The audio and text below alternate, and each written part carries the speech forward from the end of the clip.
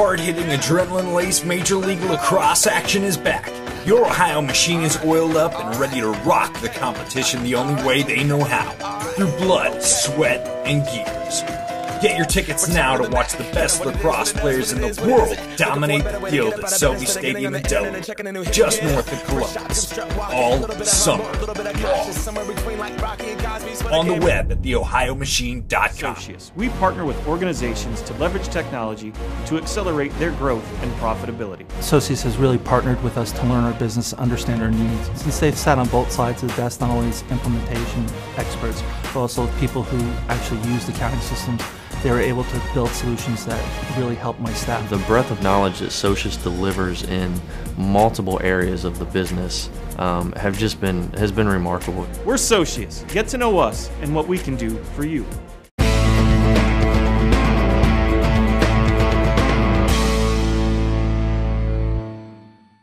Hello and welcome to episode 5 of the Nuts and Bolts podcast presented by Socius. I'm your host Noah Scharfman, and today I'm joined by, well, the only way to describe him is the man, the myth, the legend, Greg Bice. Appreciate that. No, I don't think any of that's true, but thanks for the nice introduction there. Nice to see Greg. It's my first year with the team, and I was looking back and saw some photos of you from years past and was very disappointed to see that the hair and beard is currently gone. Well, I'm disappointed to see that they're gone too. When you're my age, the hair doesn't grow like it used to, so I've got some receding hairlines, some bald spots coming in, and it just comes with the territory. So you're one of the vets on the team here, been in the league a while. Kind of take us back through your story of the league and your time with all the different teams, and then when you finally did join on with the machine. For sure. So I got started in 2004, was my last year of college. I got drafted by Philadelphia. I was there for 2 years. I actually never played a game for Philly. I just never was able to crack a lineup, but the league expanded. I went out west and played for LA for the Riptide for 3 years, which was it was a great experience for me and my first time playing in the league. From there, I went to Chicago, played for the old machine when the colors were red and black and red and gray. Played there for a couple years and ended up in Rochester, and now I'm here playing for the Ohio machine, and I call Columbus home, and really excited to play in my backyard in front of friends and family, and it's great to be in Ohio and be in Columbus. This isn't your first time playing lacrosse in Columbus in front of friends and family. How did you end up at Ohio State, especially given the fact that you grew up in Texas? I'm from San Antonio too, which is actually behind the rest of Texas in lacrosse. Now Texas lacrosse is actually getting pretty good. Dallas, Houston, Austin are all putting some pretty good players out and some pretty good teams. But when I was playing, there was only 2 teams in San Antonio, and so we had to travel all across to play. And long story short, I got asked to try out for the under-19 USA team. I didn't make it, but it just that summer coordinated with my junior year, and the way recruiting was back in the day. Your junior summer was essentially when the only time recruiting happened, and just happened to be in the right place at the right time and started to get recruited, and chose Ohio State. Obviously, I loved Columbus, but loved the school. Loved my coach. I played for Coach Joe Bresci, who's a terrific man, and I'm very fortunate to have had him mentor me for 5 years and then play for the best university in the world, The Ohio State University. What's with the? I'm kind of new to Columbus, and I don't understand the in front of the school name. Let's just put it this way, no, you're not in the inner circle, and so we're not even going to talk about this. How does that sound? You know what? I'll take it. I understand that Ohio State guys can get a little temperamental about that, but we'll let that one be for a minute. You're now living in Columbus full-time, working in lacrosse full-time. Tell us about Resolute and what you guys have going on. So Resolute is, we do a little bit of everything, and I'm very blessed that I get to make a living out of teaching and coaching and playing lacrosse. Obviously, I love the game, and it's given me so much, and we do Resolute. Resolute is one of the ways that we try and give back through the sport. So we started Resolute, Anthony Kelly and I did, 4 years ago, and we just wanted kids to get the best coaching possible, and that's why we set out, and we started out doing training. We had 6 kids, and it was for sort of higher level stuff, and it's turned now into, we have the travel teams, we do camps, we do clinics, we have an indoor athletic facility where we're teaching the box game, which is terrific. So we're just trying to help the sport grow in any way we can and mentor these kids and try and hopefully be positive role models like we had as coaches growing up and playing the sport. I know you have some summer camps coming up. I know they're for a bunch of kids of all ages. Tell us a little bit about that, and then tell me if a 27-year-old that's really looking to learn the game can jump in at one of those.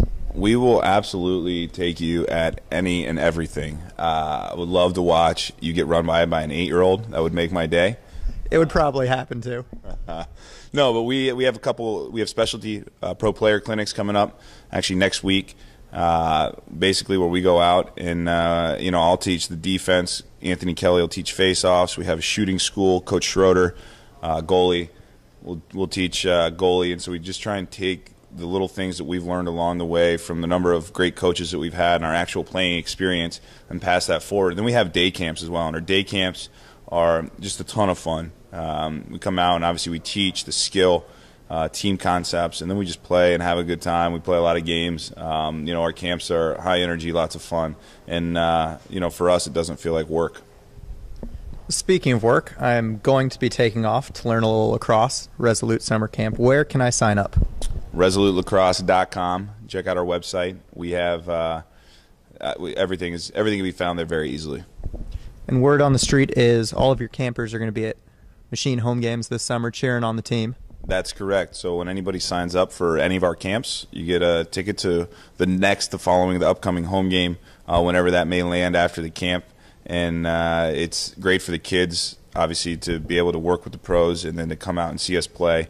And it's a cool thing for us, too, to work with kids and meet kids and then see them in the stands and have them root for you.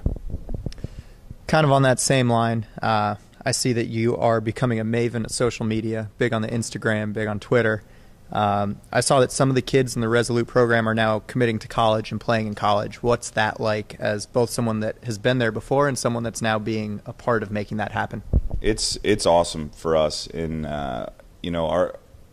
our goal is for the kids that want to play in college is we want to put them in a school and put them in a program that's a good fit for them. And, Division I lacrosse, Division II lacrosse, Division III, or even club lacrosse is a great opportunity for these kids to get an experience that playing college athletics and being a student that is something that will serve you for the rest of your life. And we know that because guys on our staff have actually done it and walked it.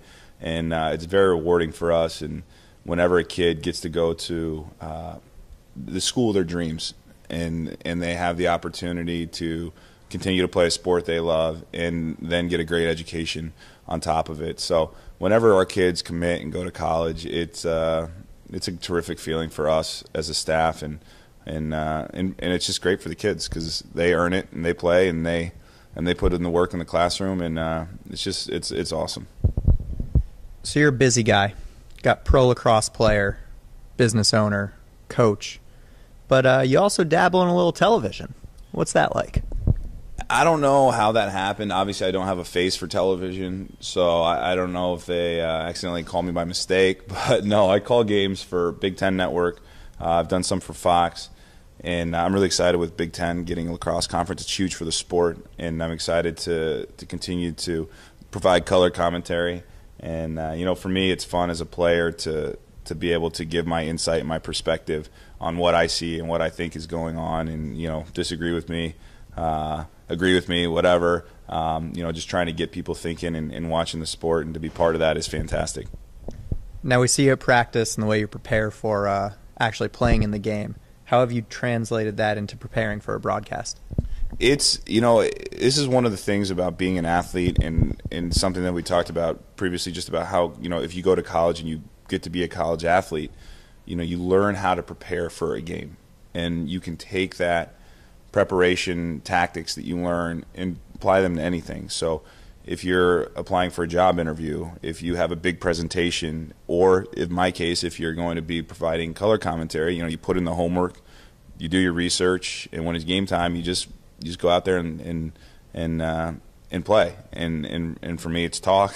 Go out there and talk. But there's so many life skills that being part of a team sport teaches you, and one of those is how to prepare. Speaking of preparing, you've been around the Machine team since the team moved to Columbus.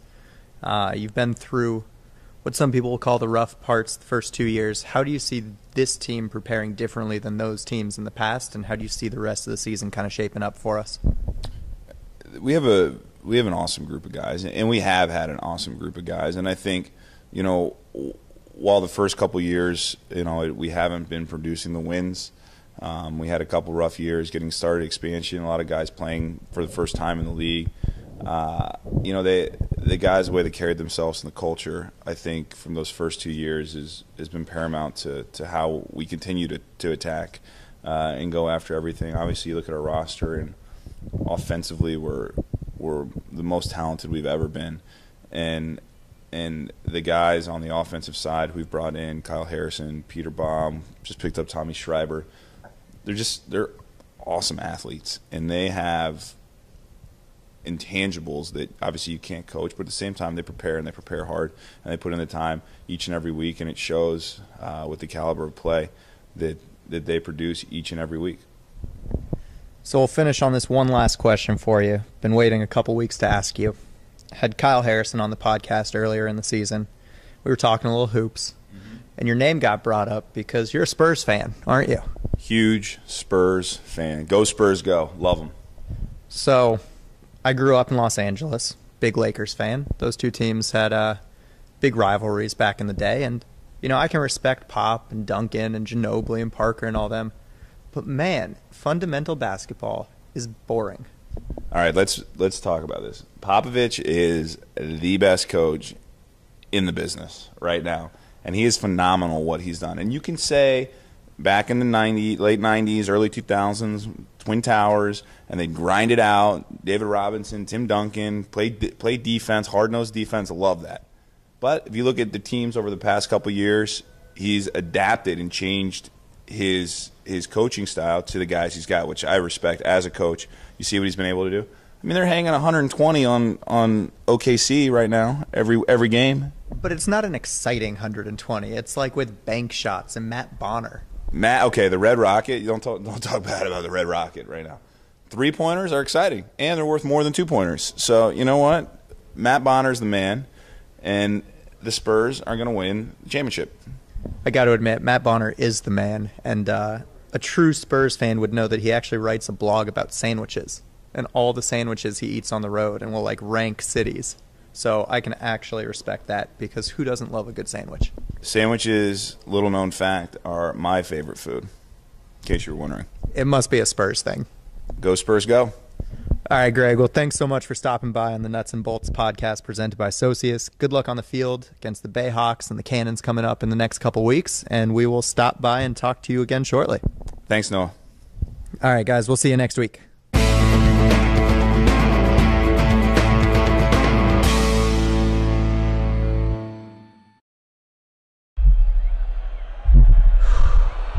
Time to oil up. We check athletes from head to toe before the season starts to make sure you don't hit the wall when it matters most. Teaming up with coaches, athletic trainers, and physicians to keep athletes healthy. Helping you avoid injury and recover quickly to keep you in the game. OSU Sports Medicine. The official sports medicine provider of the Ohio Machine and athletes everywhere.